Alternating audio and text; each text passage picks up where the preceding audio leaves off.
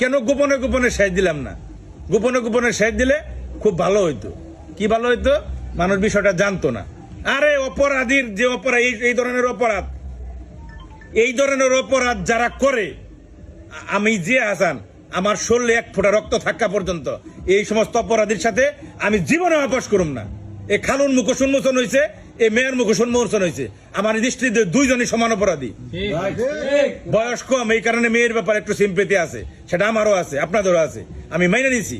কিন্তু কথা হলো, যে অপরাধ করছে, এই ধরনের অপরাধ যদি এখন আমরা রুইখানা দেই, এই ধরনের অপরাধের বিরুদ্ধে যদি কথা না বলি, তাহলে কয়দিন পরে দেখা যায় এই অপরাধ বাইরে যাইবো। ভাই, যদি বিয়ে দিয়ে দিতাম, খালুর সাথে মেয়ের বিয়ে দিয়ে দিতাম, আমাদের বাচ্চা কাচ্চারা কি মেসেজ পাইতো?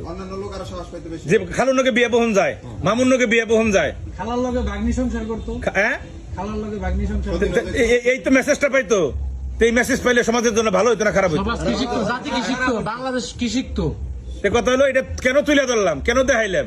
এটা হলো অপরাধ।